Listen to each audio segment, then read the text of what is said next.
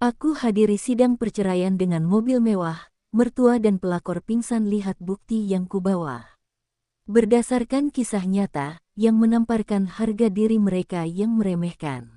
Kisah ini bukan hanya tentang pengkhianatan, tapi tentang harga diri dan kebangkitan. Jangan pernah remehkan wanita yang sedang disakiti, karena ketika ia bangkit, ia tak hanya berdiri, tapi menggetarkan dunia. Assalamualaikum warahmatullahi wabarakatuh. Halo sahabat semua. Selamat datang di channel penuh kisah inspiratif dan menggugah hati. Di video kali ini, kamu akan menyaksikan sebuah kisah nyata yang dikemas secara dramatis dan penuh emosi. Cerita tentang seorang perempuan yang dihina, dibuang, dan difitnah, namun berhasil bangkit dan menunjukkan bahwa harga diri tidak bisa dipatahkan begitu saja. Kisah ini bukan sekadar tentang pengkhianatan dan air mata. Ini adalah kisah tentang keberanian, keadilan, dan kemenangan tanpa balas dendam. Cocok banget buat kamu yang sedang berada di titik terendah, agar tahu bahwa luka bisa jadi pijakan menuju cahaya. Jadi sebelum lanjut, jangan lupa like jika kamu ingin lebih banyak kisah seperti ini. Komentar di bawah untuk berbagi perasaan atau pengalamanmu dan tentu saja subscribe agar kamu tidak ketinggalan kisah-kisah penuh inspirasi lainnya. Siapkan hatimu, karena kisah ini akan menamparkan keras mereka yang pernah meremehkanmu, dan memeluk hangat kamu yang pernah merasa tak berarti. Aku masih ingat hari itu, saat aku berdiri di pelaminan dengan gaun putih sederhana, menatap mata pria yang kupilih untuk hidup bersamanya. Di hadapan keluarga dan sahabat, kami mengucap janji suci. Hatiku penuh harap, seolah dunia berpihak padaku. Aku percaya, ini adalah awal dari kehidupan indah yang selalu kupanjatkan dalam doa-doaku setiap malam. Kupikir cinta dan kesetiaan akan menjadi pondasi rumah tanggaku. Hari-hari awal pernikahan terasa seperti mimpi yang jadi nyata. Suamiku, yang dulu begitu hangat dan perhatian, selalu menggenggam tanganku saat kami berdoa bersama. Ia bilang, aku adalah rezeki terindah yang dikirimkan Tuhan untuknya. Mertuaku pun tampak menerima kehadiranku meski sedikit canggung. Tapi aku percaya, seiring waktu, aku bisa menjadi bagian dari keluarga mereka sepenuhnya. Namun, kebahagiaan itu seperti pasir di tangan. Perlahan, tapi pasti, semuanya mulai berubah. Suamiku yang dulu selalu memelukku sebelum tidur kini pulang larut malam tanpa penjelasan. Tatapannya dingin, dan obrolan kami berubah menjadi formalitas. Ia mulai merasa asing, seperti aku tidur dengan orang yang tak kukenal. Setiap pertanyaanku dijawab dengan ketus, dan setiap keluhku dibalas dengan diam. Yang lebih menyakitkan, sikap mertuaku berubah drastis. Setiap kunjungan ke rumah mereka seperti masuk ke ruang interogasi. Sindiran-sindiran halus menjadi tajam, menusuk hingga ke dasar hatiku. Aku dianggap tak becus menjadi istri. Setiap kesalahan kecil dibesar-besarkan. Bahkan cara masakku dihina, seolah aku hanya menumpang hidup dari anak mereka. Aku menahan air mata di setiap tatapan sinis itu. Kupikir ini hanya ujian. Aku mencoba bersabar, menjadi istri yang lebih baik. Aku ikut kajian rumah tangga, memasak menu kesukaan suami, bahkan berhenti dari pekerjaanku agar lebih fokus melayani. Tapi ternyata, semua pengorbananku tak berarti apa-apa. Aku mulai mendengar desas-desus tentang wanita lain yang sering bersama suamiku. Awalnya aku menepis, tak ingin percaya. Tapi naluriku sebagai istri tak pernah salah. Aku mulai menyelidiki. Dari parfum asing di bajunya, sampai nota belanja barang-barang mahal yang tak pernah aku pakai. Hatiku semakin remuk ketika kutemukan foto mereka, berdua, tertawa bahagia, di tempat yang seharusnya menjadi destinasi bulan madu kami. Aku menggenggam lembaran foto itu dengan tangan gemetar. Malam itu, untuk pertama kalinya, aku menangis bukan karena sakit, tapi karena sadar bahwa aku hanya sedang dipertahankan sebagai topeng. Dan yang paling menghancurkan, suamiku tak pernah mengaku. Bahkan ketika aku menunjukkan bukti, ia malah membalikkan keadaan. Kamu terlalu sensitif, katanya, sambil berlalu tanpa beban. Lalu satu persatu anggota keluarga suamiku ikut menyerangku. Mereka bilang aku pencemburu, gila kontrol, dan tak tahu diri. Mereka lebih memilih percaya pada wanita yang bahkan belum sah menjadi bagian keluarga daripada istri sah anaknya sendiri. Di saat itulah, aku tahu pernikahan yang kupikir akan kekal, ternyata hanyalah panggung sandiwara. Aku bukan istri, tapi boneka etalase yang dipamerkan sesekali. Dan ketika mereka sudah menemukan pengganti yang lebih mereka sukai, aku dibuang. Tapi satu hal yang belum mereka tahu, aku belum habis.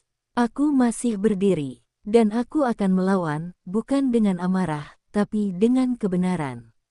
Setelah pengkhianatan itu terkuak, aku berharap keluarganya akan menegur, atau setidaknya menunjukkan rasa malu. Tapi nyatanya, semua itu hanya harapan kosong. Mertuaku justru menyambut kehadiran perempuan itu seperti menantu idaman.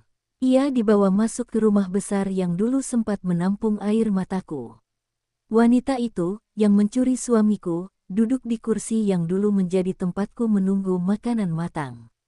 Bahkan kini, ia ikut dalam acara keluarga yang dulu sengaja aku tidak diundang. Rasa sakit itu semakin menjadi saat aku mendengar mertuaku memanggil pelakor itu dengan sebutan sayang dan nak. Suatu hari, tanpa sengaja aku mendengar mereka tertawa bersama di telepon, dan mertuaku berkata, "Kamu lebih baik dari dia. Kamu lebih tahu cara membahagiakan anak ibu." Kata-kata itu membunuhku perlahan. Seolah semua kebaikanku, kesetiaanku, dan pengorbananku selama ini tidak ada artinya dibanding wanita yang datang dari kehancuran. Yang lebih memuakkan, suamiku tak hanya membiarkan semua itu terjadi, tapi seakan mendukung penuh. Ia sering memposting foto bersama pelakor di media sosial, mengumbar kemesraan tanpa rasa bersalah, seolah aku sudah tidak ada. Bahkan aku masih menjadi istri sah secara hukum, namun mereka sudah bertindak seperti pasangan resmi. Apa yang kupikir cinta ternyata hanya topeng yang akhirnya dilepas saat mereka menemukan wajah baru yang mereka suka.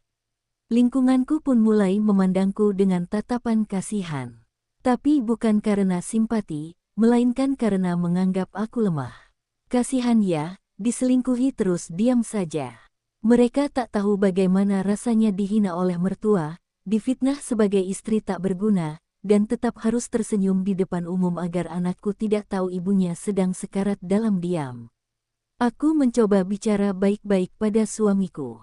Aku bilang, jika ia memang sudah tidak mencintaiku, selesaikan secara baik dan hormat. Tapi ia malah tertawa sinis dan berkata, "Kamu pikir kamu siapa?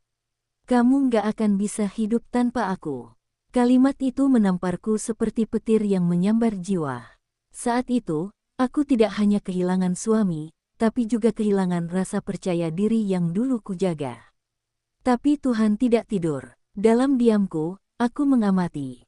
Dalam sakitku, aku menyusun rencana. Aku tahu mereka sedang merasa menang, merasa di atas angin. Tapi aku juga tahu bahwa kebenaran selalu menemukan jalannya. Aku bukan istri yang akan menangis terus-menerus di sudut ruangan. Aku adalah perempuan yang akan berdiri lagi, dengan luka-luka yang berubah menjadi kekuatan. Aku mulai mengumpulkan bukti, pesan-pesan di ponsel, transaksi keuangan mencurigakan, bukti transfer kepada perempuan itu dari rekening rumah tangga kami, semua mulai kuarsipkan. Aku tahu saat yang tepat akan datang. Saat aku bisa berdiri di depan mereka semua dan memperlihatkan siapa sebenarnya yang layak dipermalukan. Dan di balik semua itu, satu hal terus kubisikkan pada diriku sendiri setiap malam, biarkan mereka tertawa sekarang. Karena ketika waktunya tiba, mereka akan jatuh, dan aku akan berdiri, tanpa harus menginjak siapapun. Rumah itu dulunya penuh tawa.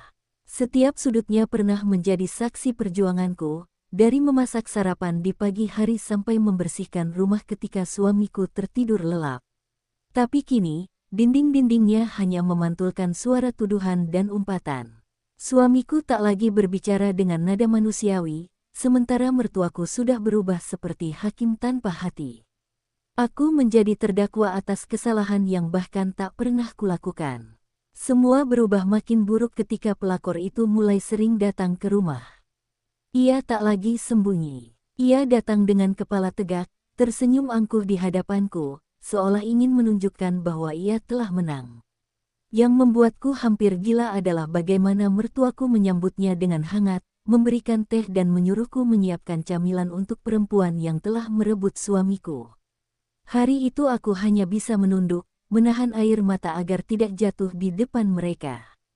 Kemudian, muncul desas-desus bahwa aku wanita pemalas, bahwa aku mandul, bahwa aku hanya memperalat suami demi harta. Semua itu berasal dari mulut mertuaku sendiri. Aku kaget ketika tetangga-tetangga mulai berbisik-bisik di belakangku. Mereka bilang, istrinya si itu ternyata nyusahin, ya. Padahal aku rela melepas pekerjaanku, menghentikan kuliahku, semua demi menjadi istri dan menantu yang baik. Tapi pengorbanan itu tak pernah dilihat, yang mereka lihat hanya kabar bohong dari pihak yang lebih dulu menyebar fitnah. Puncaknya terjadi malam itu. Suamiku pulang dalam keadaan mabuk, dan dengan suara keras, ia menuduhku selingkuh. Ironisnya, di depan wanita yang benar-benar menjadi selingkuhannya.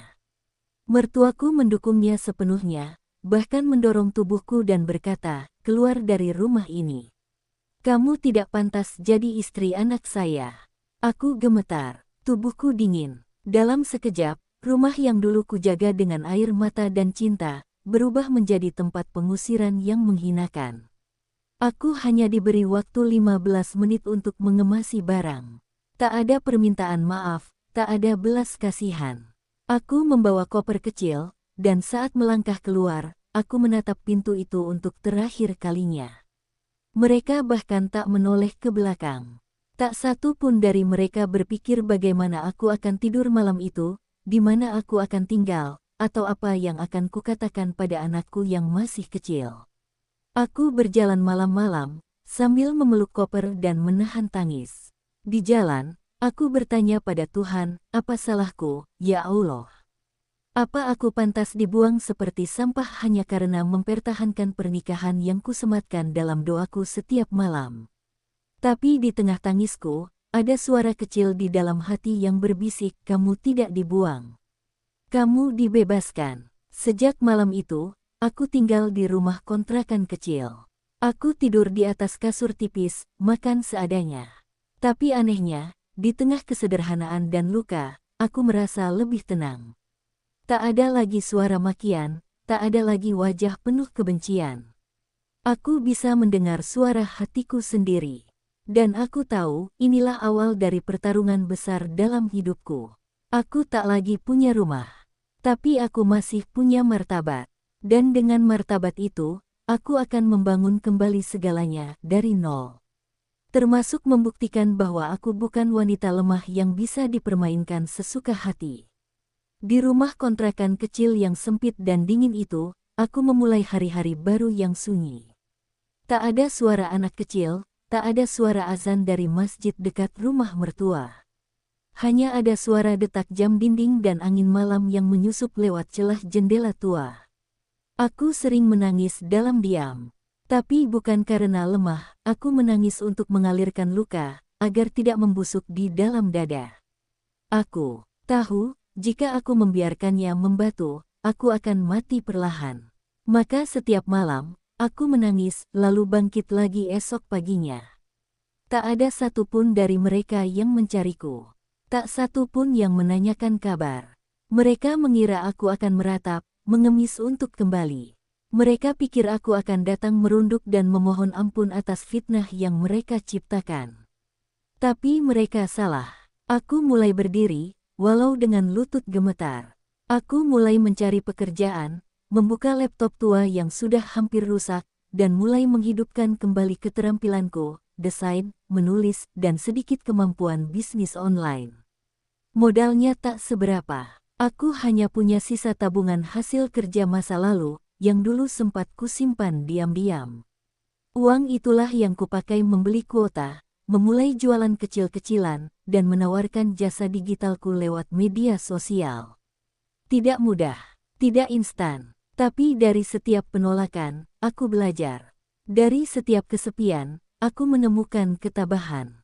Dan dari setiap kebohongan yang mereka lakukan padaku, aku belajar berkata jujur pada diriku sendiri, aku masih berharga, bahkan saat mereka memperlakukan aku seperti tak bernilai.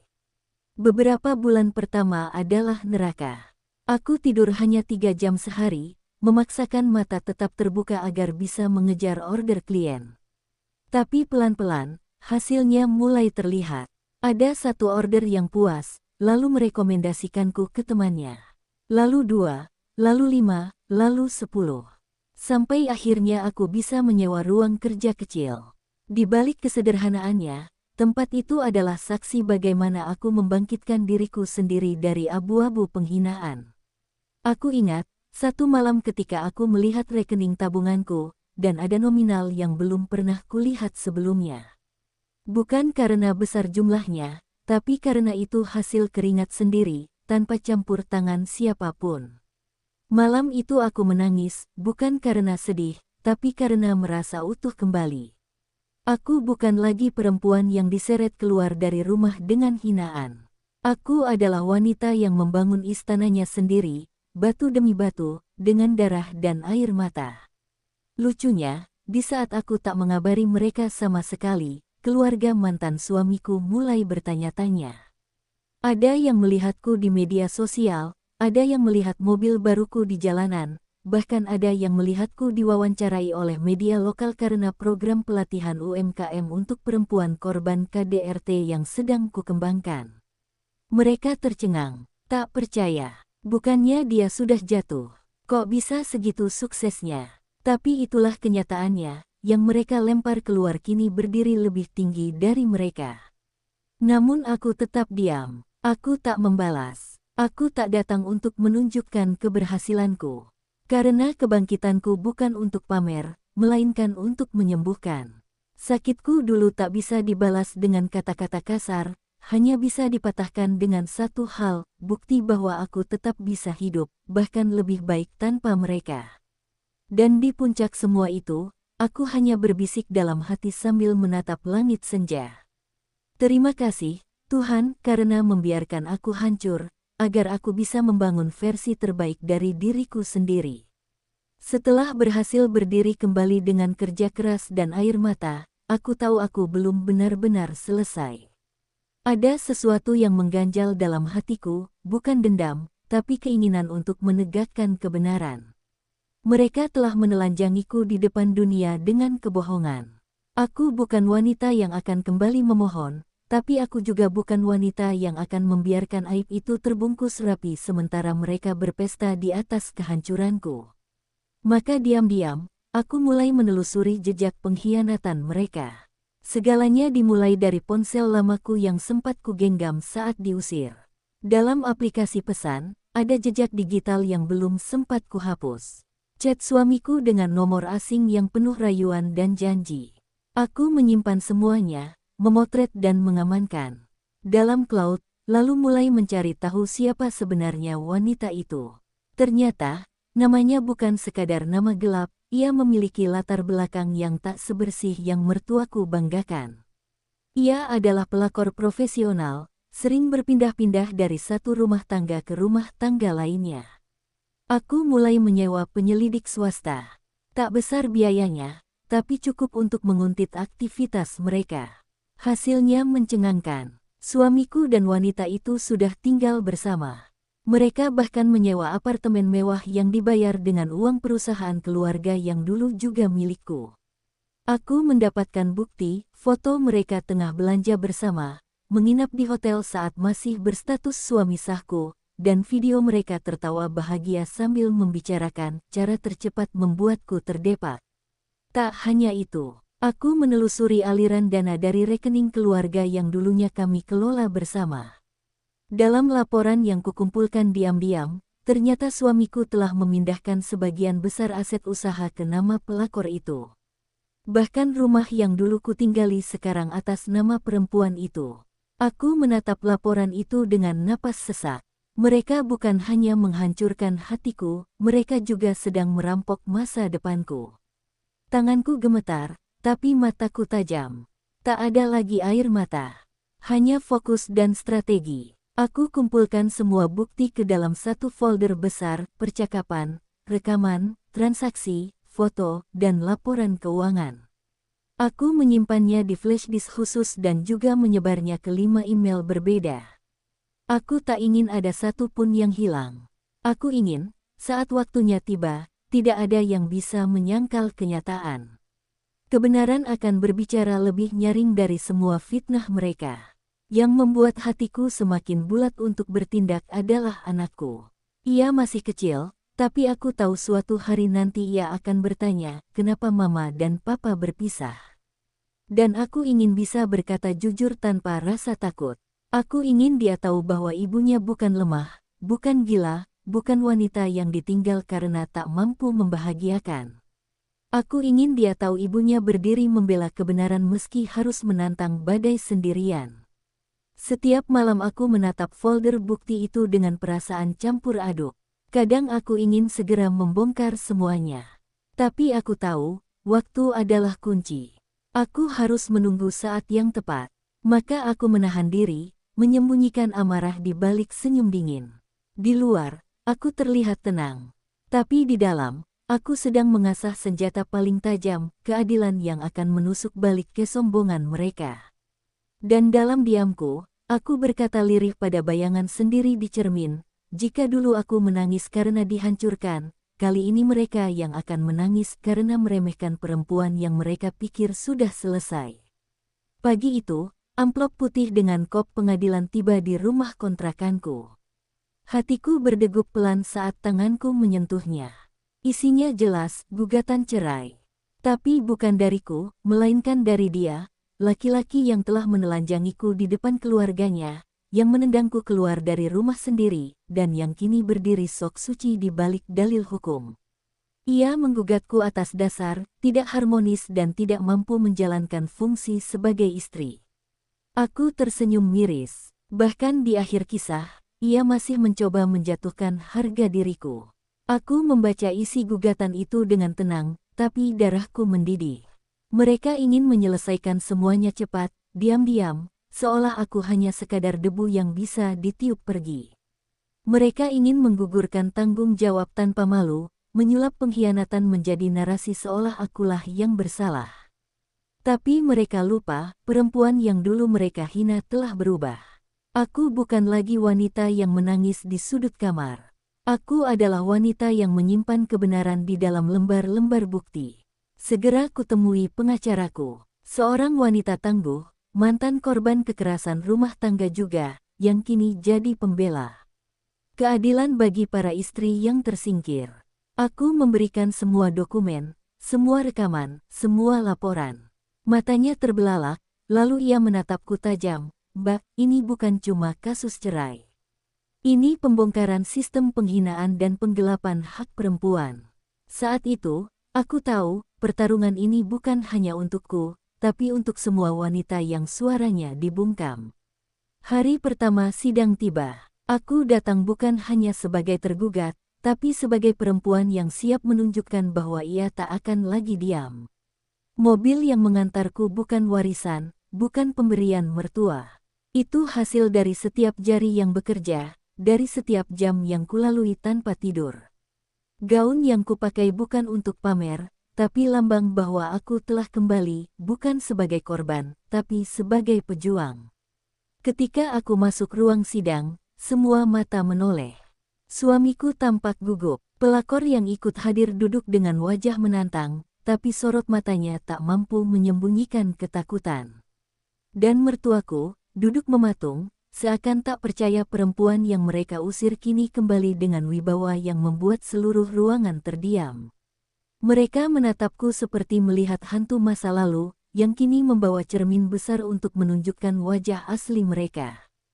Hakim memulai pembacaan. Tim kuasa hukum suamiku mencoba mengatur narasi, menyebutku sebagai istri yang tak mampu membina rumah tangga, yang terlalu emosional dan posesif. Tapi saat giliranku bicara, aku membuka folder besar dan meletakkannya di meja hakim. Dengan suara tenang, aku berkata, ini adalah rekam jejak lengkap tentang siapa sebenarnya yang menghancurkan rumah tangga ini. Satu persatu bukti dibuka. Suasana mendadak hening. Beberapa orang bahkan mulai berbisik. Suamiku menunduk. Pelakor menggigit bibirnya, mulai gelisah. Dan mertuaku, wajahnya memucat. Di layar proyektor pengadilan, terpampang foto-foto penginapan, aliran uang mencurigakan, hingga rekaman suara yang secara jelas menyebut rencana mereka menyingkirkanku demi melanggengkan hubungan terlarang. Bahkan hakim tampak geram. Ia menghentikan sidang sejenak, memberi waktu bagi semua untuk mencerna. Tapi aku tetap berdiri tegak, bukan untuk menyombong, tapi karena aku tahu, hari ini kebenaran akhirnya bersuara. Dan ketika sidang ditutup hari itu, pengacara suamiku hanya bisa berkata lirih, kami butuh waktu untuk evaluasi. Tapi aku tahu, mereka bukan butuh waktu, mereka sedang terpukul oleh badai yang mereka buat sendiri.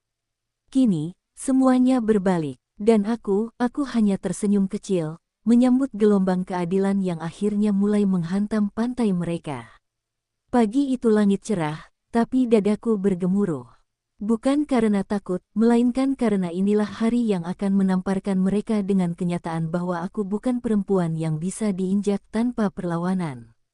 Di depan rumah kontrakan sederhana yang kini menjadi saksi kebangkitanku, terparkir mobil putih mewah yang kubeli sendiri dengan keringat dan kerja keras. Bukan warisan, bukan hadiah, bukan hibah dari mantan mertua. Setiap cicilannya dibayar oleh jari-jariku yang lelah bekerja malam, tapi penuh tekad untuk bangkit. Saat aku menginjakkan kaki keluar dari mobil di depan gedung pengadilan, beberapa wartawan yang sebelumnya acuh kini membidikkan kamera ke arahku. Aku mengenakan setelan sederhana namun elegan, tak glamor, tapi penuh wibawa. Wajahku tak menampilkan kebencian, hanya keteguhan. Aku berjalan perlahan tapi pasti, setiap langkahku seperti gema dari ribuan perempuan yang pernah dihina dan dikorbankan dalam rumah tangga beracun. Begitu memasuki ruang sidang, suasana langsung berubah. Suamiku yang biasanya pongah tampak gelisah, menunduk tak sanggup menatap mataku. Di sampingnya, wanita yang dulu tersenyum angkuh kini menyembunyikan wajahnya di balik masker, tapi aku tahu dari sorot matanya, ia takut. Mertua yang dulu menyebutku sumber masalah, kini tampak tua dan kikuk, tak lagi garang seperti saat mengusirku dari rumah.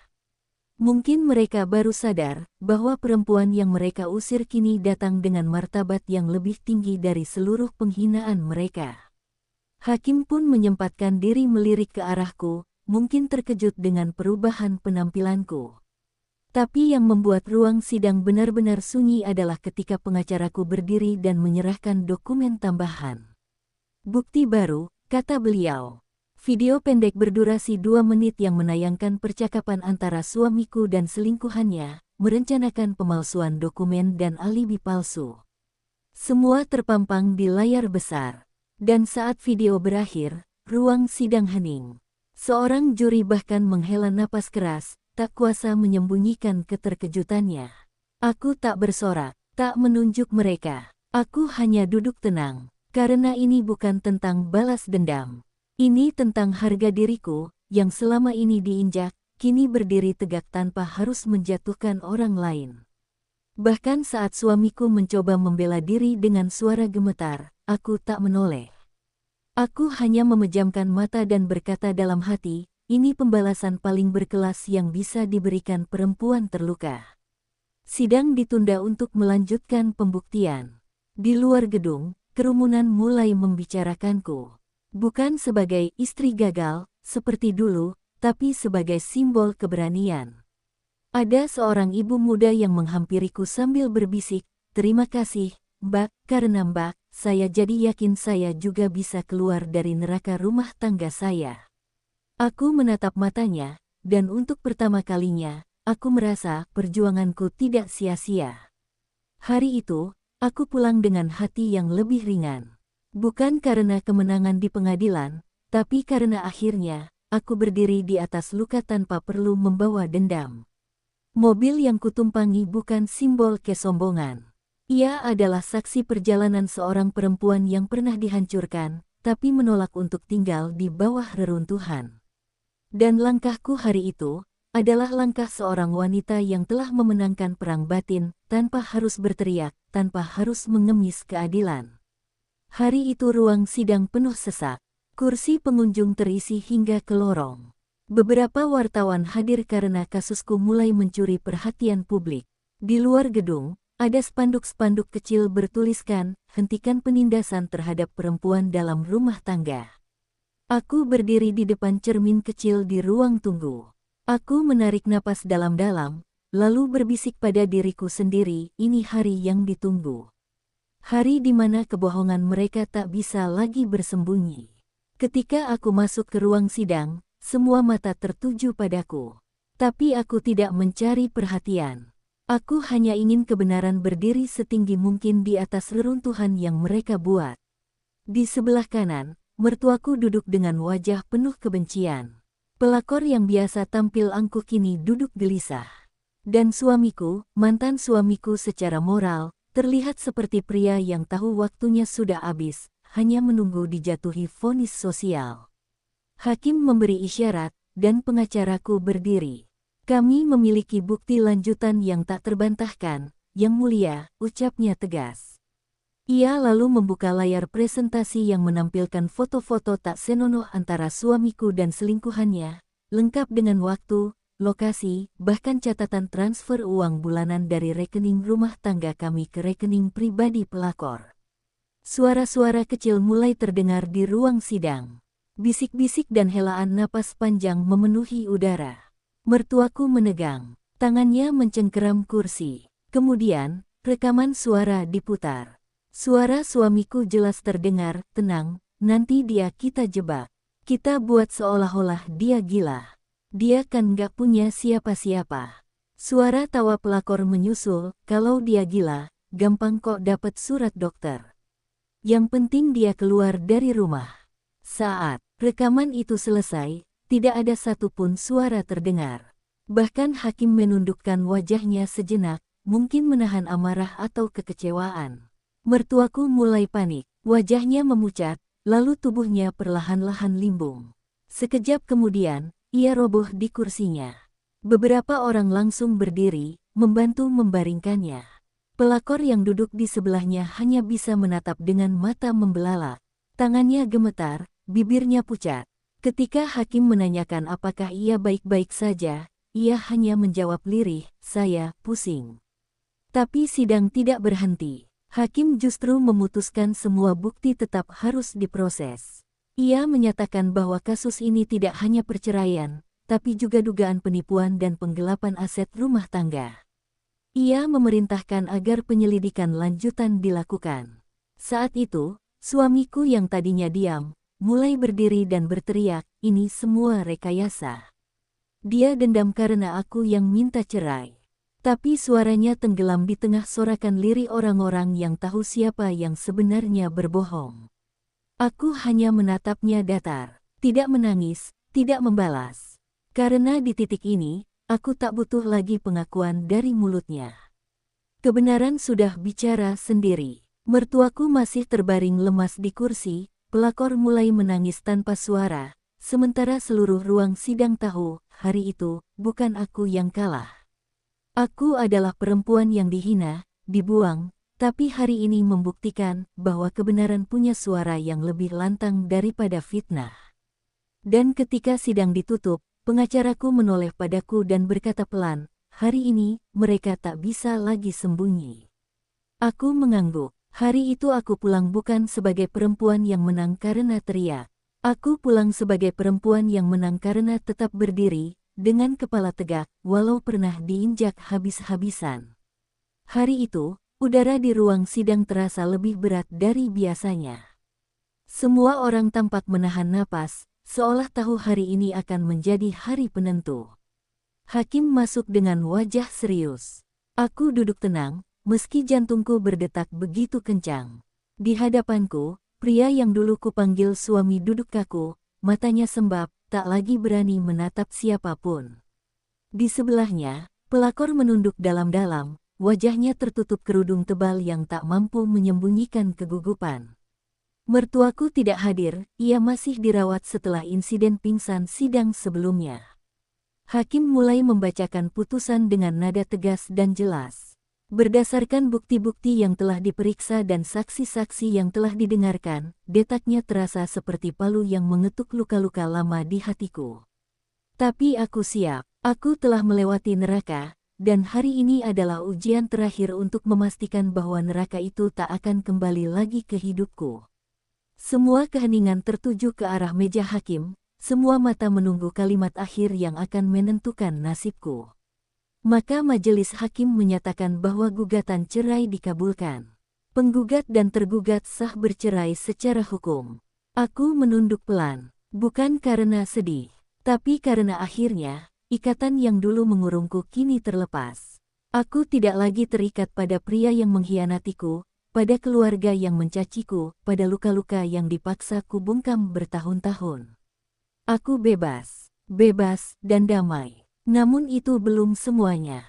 Hakim melanjutkan, tergugat juga dinyatakan berhak atas separuh dari harta Gonogini, sesuai dengan catatan dan bukti yang sah.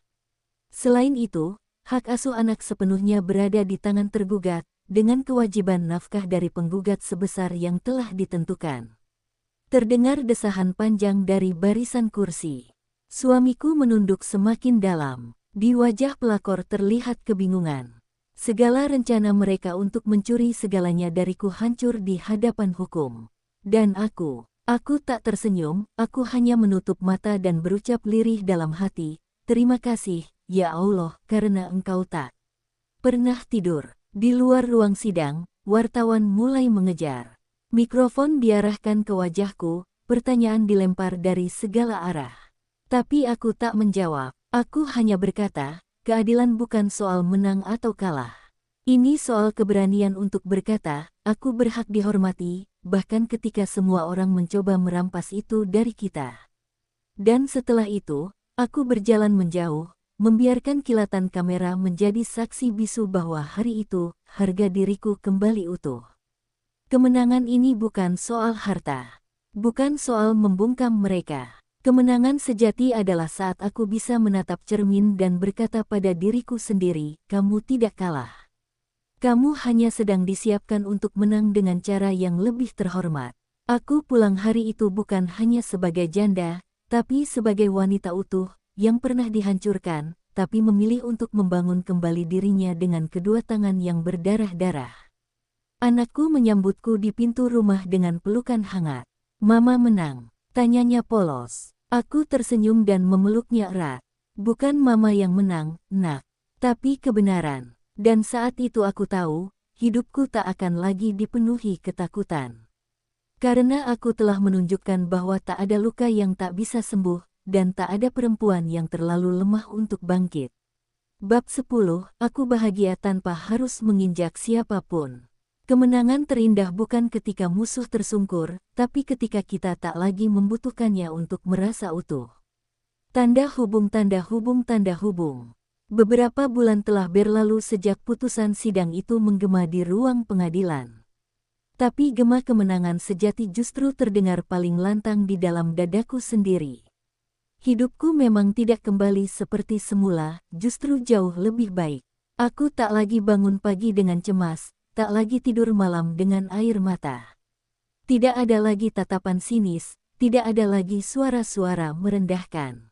Yang tersisa hanyalah ketenangan dan kebahagiaan yang tumbuh dari luka yang pernah dalam. Usaha kecil yang dulu kutata di ruang kontrakan kini telah berkembang. Aku mempekerjakan beberapa ibu rumah tangga yang senasib, membuka pelatihan gratis bagi perempuan korban kekerasan, dan membangun komunitas perempuan bangkit tanpa benci. Setiap kali aku melihat senyum mereka, aku tahu, luka-lukaku tidak sia-sia. Tuhan membiarkanku jatuh bukan untuk dihancurkan, tapi agar aku bisa membangkitkan banyak perempuan lain dari gelap yang sama. Suatu sore, aku melewati tempat makan yang dulu sering kami datangi saat awal menikah. Di sana, tanpa sengaja, aku melihat dia, mantan suamiku, duduk sendiri. Tak lagi gagah. Wajahnya lelah, matanya kosong. Ia menatapku, tapi tak menyapa. Dan aku hanya tersenyum tipis, bukan karena puas, tapi karena aku tahu, aku sudah benar-benar bebas dari segala amarah. Aku tak butuh melihatnya menderita untuk merasa menang. Kebahagiaanku tak bergantung pada kejatuhannya. Pelakor itu, kabarnya pergi entah kemana setelah mengetahui bisnis dan reputasi mantan suamiku mulai runtuh. Aku tak pernah mencarinya, tak ingin tahu lagi. Karena dalam hidup yang sekarang, aku tak butuh lagi membalas siapapun. Yang kutuju hanyalah ketenangan. Dan itu, tidak pernah bisa ditemukan lewat kebencian. Beberapa orang menuduhku terlalu tegar. Tapi mereka tak tahu berapa banyak malam yang kulalui dalam gelap. Mereka tak tahu bagaimana rasanya dihina oleh orang yang kita cintai, dibuang oleh keluarga yang pernah kita anggap rumah. Jadi jika hari ini aku bisa tertawa tanpa beban, itu karena aku telah mengubur begitu banyak luka, bukan untuk melupakan, tapi untuk tumbuh di atasnya. Anakku tumbuh sehat dan bahagia. Ia selalu bilang, "Mama wanita paling hebat." Kalimat sederhana itu jauh lebih berharga dari semua permintaan maaf yang tak pernah datang. Karena anakku tumbuh melihat ibunya tidak tumbang. Ia tahu cinta itu seharusnya menghargai, bukan menginjak. Dan, aku yakin, kelak ia akan tumbuh menjadi laki-laki yang tak akan pernah melakukan apa yang pernah dilakukan ayahnya padaku. Kini aku mengendarai mobilku sendiri ke tempat kerja, mengenakan baju hasil keringatku sendiri, dan pulang ke rumah kecil yang kubangun dengan kerja keras. Tak ada lagi teriakan, tak ada lagi air mata karena merasa tak cukup. Hanya ada ketenangan, kesyukuran, dan senyum-senyum kecil yang tak pernah bisa dibeli dengan harta atau jabatan. Dan malam ini, sebelum tidur, aku menatap langit dari jendela kamar. Aku berbisik, "Ya Allah, terima kasih. Telah membiarkanku kehilangan segalanya, agar aku bisa menemukan diriku sendiri." Karena ternyata, bahagia itu bukan soal menang dari orang yang menyakiti kita, tapi tentang berdiri kembali, tanpa harus menginjak siapapun. Terima kasih telah mengikuti kisah dramatis ini hingga akhir. Semoga cerita ini bukan hanya menjadi hiburan, tapi juga menjadi kekuatan bagi siapapun yang pernah disakiti, dihina, atau ditinggalkan. Ingatlah, luka bukan akhir, kadang itu awal dari kebangkitan yang lebih indah. Jika kamu terinspirasi, tersentuh, atau merasa terwakili dengan kisah ini, jangan lupa untuk like sebagai bentuk dukunganmu. Tinggalkan komentar agar kami tahu bagaimana perasaanmu setelah membaca cerita ini. Dan tentu saja, subscribe agar tidak ketinggalan kisah-kisah luar biasa dan inspiratif lainnya. Bagikan juga ke orang-orang terdekatmu yang butuh semangat dan keberanian untuk bangkit. Sampai jumpa di cerita berikutnya, dan ingat, kamu layak bahagia, tanpa harus menginjak siapapun. Wassalamualaikum warahmatullahi wabarakatuh.